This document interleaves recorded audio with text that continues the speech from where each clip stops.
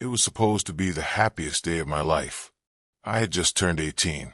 The cake was still on the table, the candles melting down into the frosting. My friends were laughing. My mother was smiling nervously. And I thought for a moment that maybe, just maybe, my stepdad would show me some kindness for once. But then he stood up. The room went silent as he cleared his throat and looked directly at me. His eyes were sharp and cold, the way they always were when he wanted to remind me that I didn't belong. "You're not my real son," he said, his voice cutting through the room like broken glass. "And you're out of this house." At first, I thought he was joking. The silence around me was so heavy that I almost expected him to laugh, to say it was all in fun. But instead, he bent down, grabbed a plastic grocery bag stuffed with my clothes, and tossed it at my feet. The sound of it hitting the floor made me flinch. The bag sagged with the weight of everything I owned, and I realized in that instant that he meant every word. I looked at my mother. Her name was Alira, and she had always been the one I turned to when the world felt too heavy. She pressed her hands to her mouth, her eyes wide, but she didn't say anything. Her silence was worse than the words that had just been thrown at me. My chest tightened. I felt the blood rush to my face, and shame washed over me in waves. My friends stared, whispering to each other. I could hear the scrape of a chair as someone shifted uncomfortably. All I wanted was for the ground to open and swallow me. I picked up the bag. My fingers shook as I held it to my side. Without saying a word, I turned and walked out the front door. The rain hit me instantly, soaking through my clothes in seconds. Each step felt heavier than the last, as if the weight of the world was pressing down on me. I walked aimlessly, my vision blurred by tears. The cold night air bit at my skin, but I kept moving because stopping meant collapsing. Stopping meant admitting I had nowhere to go. Then, through the roar of the rain, I heard the low hum of an engine. Headlights cut through the darkness, and a sleek black car slowed to a stop beside me. My heart raced as the tinted window rolled down. The driver leaned out, his face hidden in shadow, his voice calm and steady, as if he had been waiting for me. "Are you Elias?" he asked. I tightened my grip on the bag, unsure if I should answer. "Yeah," I finally said. The man nodded once. Then his words hit me like lightning. "Your real father sent me. My name is Elias, and for as long as I can remember, I never truly felt like I belonged in my own home. Growing up, I would watch other kids play catch with their dads and hear stories about fathers teaching their sons how to drive, and I wondered what that felt like. My stepdad, Roland, never gave me those moments. He wasn't cruel every single day, but he carried a constant weight of resentment that hung in the air whenever we were in the same room. I was 10 when he married my mom. She believed he would give us stability. He worked as a builder, big and broad-shouldered, the type of man who filled a room with his presence. At first, I tried to win him over. I would bring him drawings I made in school or sit quietly near him, hoping he would notice me. He never did. If he spoke, it was usually to correct me or tell me what I was doing wrong. "Stand up straight. Don't slouch. Don't waste time."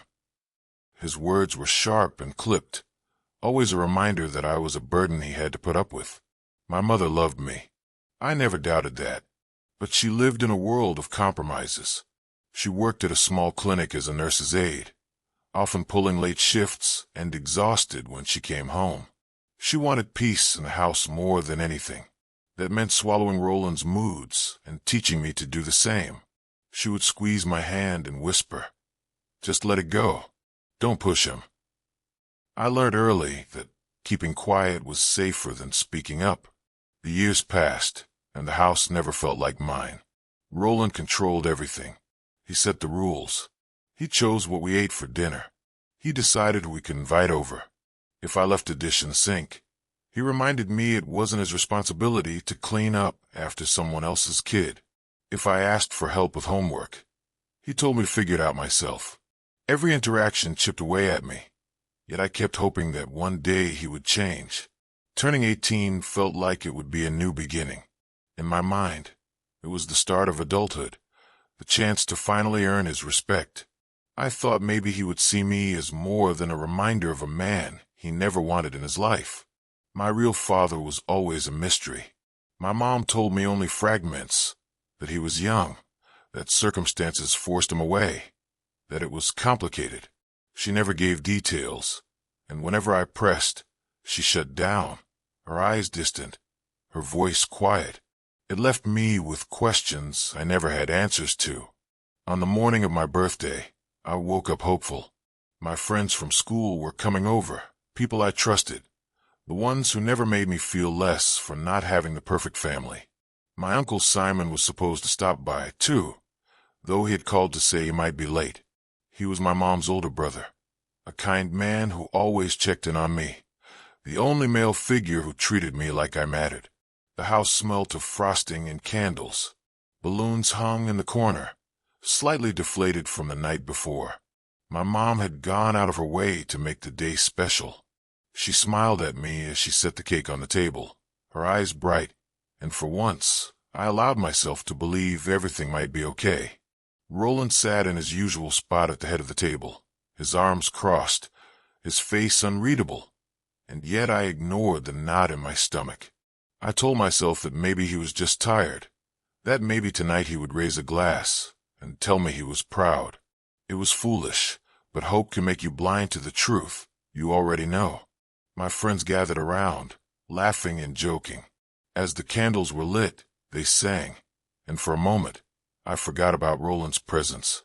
I blew out the candles and closed my eyes, making a wish that felt almost childish. I wished for acceptance. I wished that for once I wouldn't feel like an outsider in my own family. When I opened my eyes, Roland was watching me. His gaze was steady, and something in the way his mouth tightened made my chest sink.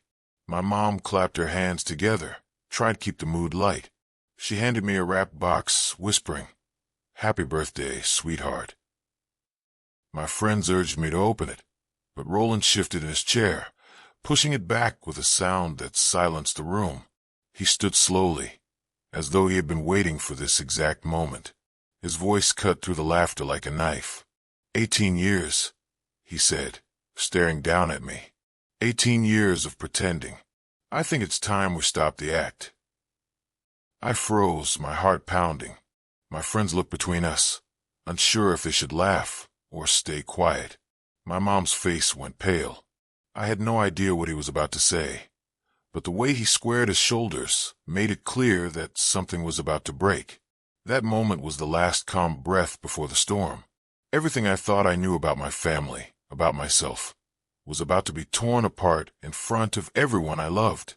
Roland's chair scraped back against the floor, the sound sharp enough to silence every laugh and whisper in the room. He stood tall, his arms folded across his chest, staring down at me as if I were a stranger. My heart raced. The cake in front of me suddenly looked like a cruel joke, a decoration for a celebration that had already ended. "Let's stop pretending," he said, his voice low but cutting through the room like thunder. "You're not my real son. You never were. And as of today, you're out of this house." The words landed like a punch to the chest. For a second, I thought I had misheard him. My friends glanced at each other, shifting uncomfortably in their seats. One of them let out a nervous laugh that quickly died when Roland didn't flinch. I looked at my mom, begging her silently to say something. Her face was pale, her eyes wide with fear, but her lips stayed pressed together. She lifted a trembling hand as if to reach for me, then let it fall back into her lap. "Roland, please," she whispered. "Not like this, not here." He turned to her, his expression cold. "This is the perfect time. He's 18 now. He's no responsibility of mine." My throat closed as heat surged through my chest. "You can't just throw me out," I managed to say, though my voice cracked halfway through. Roland sneered. "I can and I am. You've lived off me long enough. I've put food on your plate and a roof over your head, but you're nothing to me. You're not my blood, and you never will be." Gasps rippled around the table. My best friend Jamal stood halfway out of his chair as if ready to intervene, but I shook my head at him. I didn't want him to make it worse, Then Roland bent down and picked up a plastic grocery bag from the floor. It sagged with weight, the handle stretched thin, and he tossed it toward me. It landed with a heavy thud at my feet. I didn't need to look inside to know what it was, my clothes, my life reduced to a crumpled bag. "There," he said flatly. "That's all you need. Take it and go." The room was silent except for the sound of rain against the windows. I felt every eye on me, their pity pressing into my skin like needles. Shame and anger twisted inside me until I thought I might burst. I turned back to my mom, my voice shaking. "Mom, please say something. Tell him I don't have to leave." Tears filled her eyes, but she didn't move. Roland's hand rested firmly on the back of her chair, a silent warning. She whispered my name, Elias, but the word carried no strength. It sounded like an apology she was too afraid to say out loud. I bent down and picked up the bag. My hands shook, my stomach churned, and the room spun around me. My friends looked stricken, unsure whether to follow me or stay frozen in their seats. Jamal muttered under his breath, "This is insane." But no one else spoke. I stood there for a long second, staring at Roland. His eyes were hard and unflinching, daring me to challenge him. 1,000 words burned in my throat, but I swallowed them down. Nothing I could say would change him. Nothing I could say would make him see me as a son. So I turned and walked to the door. My mother let out a soft sob, but she didn't rise to stop me. The door creaked open, and the sound of rain filled the silence. As I stepped outside, the storm swallowed me whole. The cold rain drenched me instantly, plastering my shirt to my skin. My sneakers splashed in the growing puddles as I walked down the street, gripping the bag like it was the only thing keeping me from falling apart. My tears mixed with the rain, and I let them fall freely, each step heavier than the last. The voices from inside the house faded until all I could hear was the pounding of rain and the thundering of my own heart. My birthday had turned into exile. The boy I was a few minutes ago, the one who still held on to hope that things could get better, was gone. In his place was someone carrying a bag of clothes through the storm, with no idea where he belonged. My mind raced with questions that hurt to even think. Where would I sleep tonight? What would I eat tomorrow? Will my mom come after me? Or would she stay in that house with him, pretending nothing had happened? The betrayal stung deeper than the cold rain on my skin. I thought about Uncle Simon, wishing he had been there, wishing someone had stood up for me. He was the one who always reminded me I mattered, who told me to hold on even when things were rough. But he wasn't there, and Roland had chosen the exact moment to strike, knowing I had no shield against him. I walked farther into the night, my clothes clinging to me, my sneakers squelching with water. The world around me blurred, streetlights smearing in the rain like melting stars. My chest ached with every breath, and yet I kept moving because stopping would mean collapsing. The weight of Roland's words echoed in my head. "You're not my real son. You're out of this house." He had stripped me of belonging, torn me from the only home I had known for the last 8 years, and done it without a shred of hesitation. I wanted to scream, to curse him, to demand answers from my mother, but the storm swallowed my voice. All I could do was keep walking, each step carrying me farther from a boy who once believed that family meant love. And in that endless rain, when I thought I had nothing left, I heard it, the low hum of an engine behind me, the sudden glow of headlights cutting through the storm. A black car slowed to a stop beside me, and everything I thought I knew about my life was about to change. The rain hammered down as if the sky itself wanted to crush me into the pavement. I hugged the plastic bag of clothes to my chest, its thin handles cutting into my palm. Each step splashed through puddles that soaked through my sneakers until my feet were numb. My breath came out ragged, not just from the cold, but from the ache in my chest. I kept telling myself to keep walking, but I had no destination. Every house I passed was glowing with warm light, families sitting down to dinner, children laughing. The kind of life I had always wanted but never had. I wondered if anyone inside those houses could imagine what it felt like to be thrown out on your birthday, to be told you were never wanted in the first place. The storm blurred everything, but I kept moving. I thought about my mom. Part of me wanted to turn back, to pound on the door and demand she fight for me. Another part of me knew she wouldn't. She had chosen silence, and that silence had been as sharp as Roland's words. A car engine hummed behind me, low and steady. At first, I ignored it, assuming someone was simply driving through the storm. But then, the headlights slowed, bathing me in white light. My shoulders tensed. I turned slightly, the rain stinging my eyes as the car pulled up beside me. It was sleek, black, and polished, even under the downpour. The tinted windows slid down with a smooth hum. I stopped in my tracks, clutching the bag tighter. A man leaned out, his face partially shadowed, his jawline sharp, his voice calm and measured. "Are you Elias?" I froze, my throat tightened. I had no idea who he was, but the way he said my name felt deliberate, rehearsed. "Yeah," I answered cautiously, my voice barely audible over the rain. The man gave a short nod, as though confirming something he already knew. "Your real father sent me." The words cut through the storm, louder than the thunder. My chest clenched, and for a second, I couldn't breathe. My real father. The man I had spent years wondering about. The man my mother rarely spoke of. The man who was nothing more than a ghost in the fragments of my memory. I stepped back instinctively, my grip tightening on the bag. "What are you talking about? Who are you?" The man didn't raise his voice. His tone stayed calm, steady, and almost reassuring. "My name is Torin. Your father asked me to find you. He wanted me to make sure you're safe." I stared at him, torn between disbelief and desperate hope. The storm pounded on the roof of the car, each drop like a drumbeat against my spinning thoughts. "Safe from what?" I asked. He paused, then gestured to the back seat. "Get in.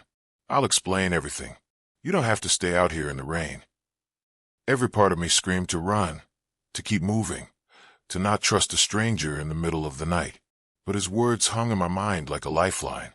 My father, the man I had never known, the man I had dreamed of when Roland reminded me I didn't belong, the man I thought was gone forever. "What's his name?" I asked, my voice sharp. "If you're telling the truth, then tell me his name."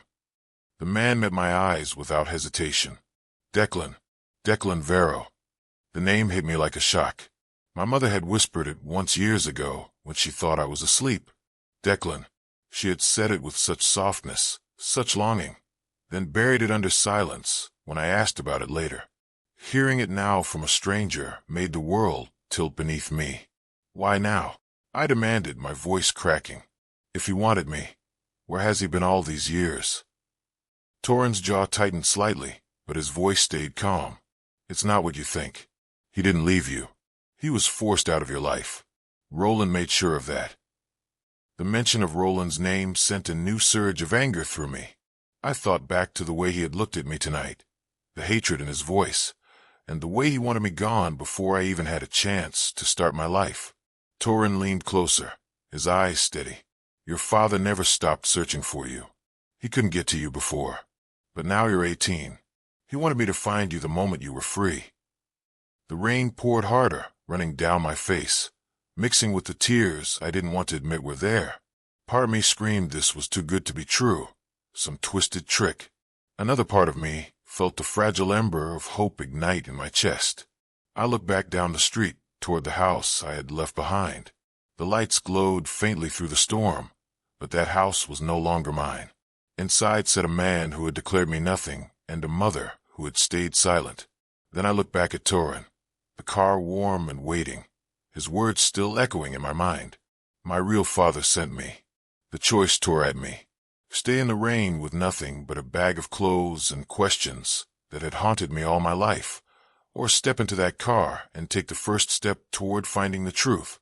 I took a deep breath, my chest aching, and opened the door. The warmth hit me instantly, the soft leather seat embracing me as I slid inside. The door shut, muting the storm, leaving only the steady rhythm of the engine and the racing of my heart. Torin glanced at me once more, then shifted the car into gear.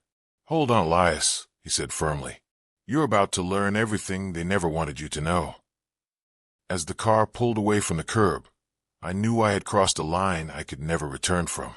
The boy who had walked into the rain alone was gone. For the first time in my life, I wasn't just searching for belonging. I was about to discover the truth of who I really was. The hum of the engine and the patter of rain on the windscreen filled the silence. I sat rigid in the back seat, clutching the plastic bag of clothes on my lap like it was armor. My mind spun with questions I wanted to fire at the man in the driver's seat, but my throat was tight. Torrin glanced at me through the rearview mirror, his eyes steady. I know this is overwhelming, but you deserve to know the truth. I forced myself to speak, my voice sharp with suspicion. If my father wanted me, where has he been? Why didn't he fight for me? Torrin's hands tightened on the wheel. He did fight. You were too young to remember, but Roland made sure your father was pushed out. He twisted the story, manipulated your mother, and blocked every attempt Declan made to reach you. Your father was not allowed near you. Roland wanted control, and he made sure to keep it. The anger in me boiled over. So all this time, I thought my dad just abandoned me. I thought I wasn't good enough. And you're saying it was Roland who stole him from me? Yes, Torrin said firmly. Your father never abandoned you. He never stopped searching. I'm here because he sent me the moment you were legally free from Roland's grasp. I shook my head, trying to absorb it.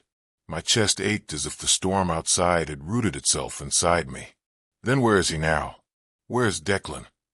Torrin reached into the passenger seat and lifted a small envelope. He handed it back to me. My hand shook as I tore it open. Inside was a folded letter and a worn photograph. I unfolded the picture first. My breath caught. It was a younger man holding a baby wrapped in a blanket. His hair was dark, his smile wide, and his eyes bright with pride. The baby was me. My vision blurred as I pressed the photo to my chest. I opened the letter next, my hands trembling.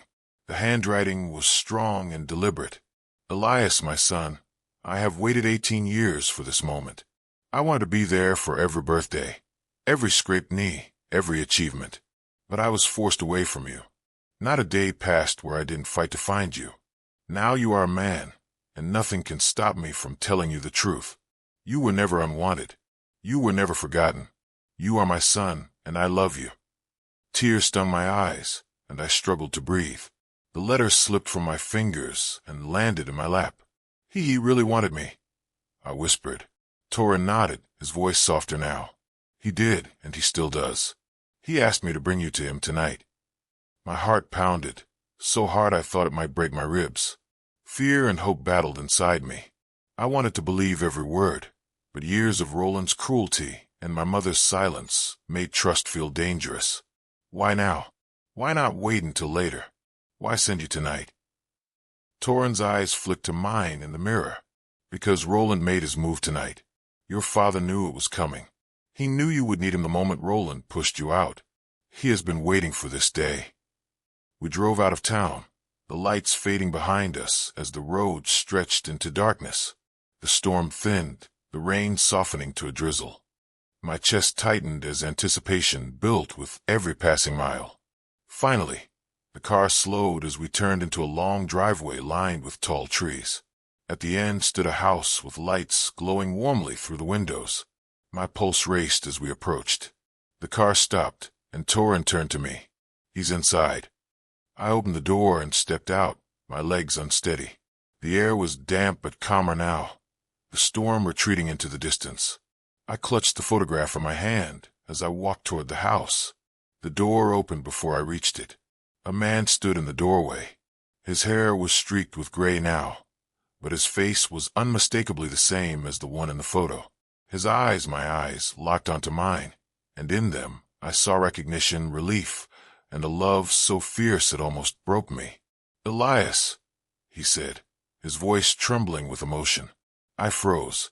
My body wanted to move, to run to him, but years of doubt weighed me down. You're real," I managed to whisper.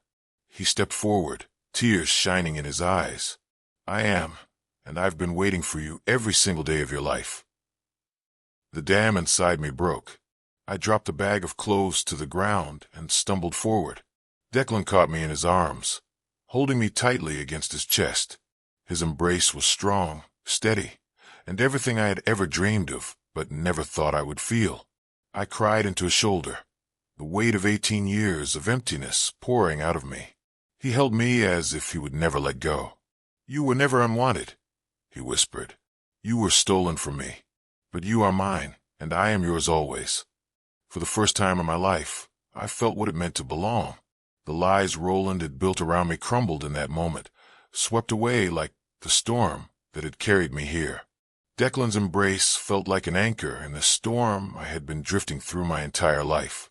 His arms were strong and steady, holding me as though he feared I might disappear if he let go. My tears slowed, replaced by a sense of relief I had never known. For the first time, I wasn't fighting for scraps of affection.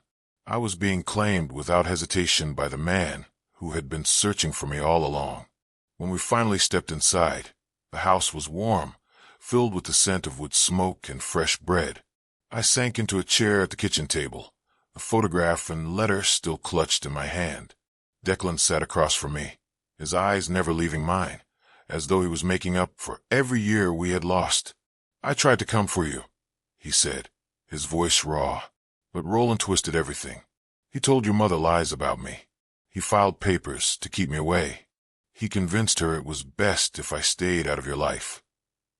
By the time I could fight back, too much damage had been done. I thought of my mother then, sitting frozen at the birthday table, unable to defend me. Part of me still loved her, but another part burnt with anger. "She never told me the truth," I whispered. "Your mother loved you, Elias. She was trapped in Roland's shadow, afraid of what he would do. She made choices I don't agree with, but never doubt that you were her world. The silence wasn't because you were unloved. It was because she was afraid." His words softened something inside me, but the wound was still deep.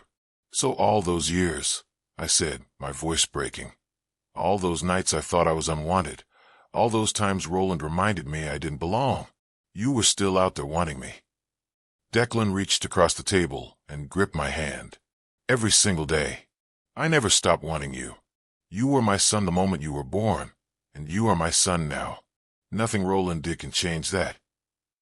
The weight I had carried for 18 years began to lift. For so long, I had believed I was a mistake, a burden, someone who didn't deserve love. Now, sitting across from my father, I realized that was never true. The lies that had shaped my life were finally shattered. The following days blurred together. Declan showed me albums of photos, letters he had written but never been able to send, and documents proving the battles he had fought. Each piece of evidence was another stitch mending the torn fabric of my life. The bitterness inside me slowly gave way to something new. Hope. I thought often about Roland, about his face when he told me I wasn't his son. There was no regret in him, no hesitation. He had wanted me gone, and in a strange way, his cruelty had opened the door to my truth. By throwing me out, he had set me free. I also thought about my mother. Her silence hurt the most. I knew she loved me, but she hadn't fought for me when I needed her most. One day, I hoped I could face her again, to tell her that I knew the truth, to see if she would finally speak it herself. But for now, I focused on healing the bond that had been stolen from me. One night, as Declan and I sat by the fire, he looked at me with a mix of pride and sadness. "I can't give you back the years we lost," he said, "but I can give you every year from this day forward." I swallowed hard, the firelight reflecting in his eyes. "That's all I want," I said quietly. "A chance to know you, a chance to finally feel like I belong." And for the first time, I truly believed I did. The storm that had begun with Roland's cruel words had led me here, to the truth I had always needed. I had lost a house, but I had gained a home. I had lost the man who claimed to be my father, but I had found the one who truly was. As I reflect on that night, I understand something I didn't before. Family is not about who shares your roof or who puts food on your plate. It is about who claims you as their own, who fights for you when the world tries to take you away, and who never stops searching, no matter how impossible it seems. That night, I learned that storms can destroy, but they can also reveal what was hidden. The rain washed away the lies, and what remained was the truth. And that truth was simple. I was wanted. I was loved. I was finally home. Fire, thanks for listening. Sparkling hard if the story moved you. Share it with someone who needs it. Drop a comment with the part that hit you most. And don't forget to subscribe for more powerful stories. Fire.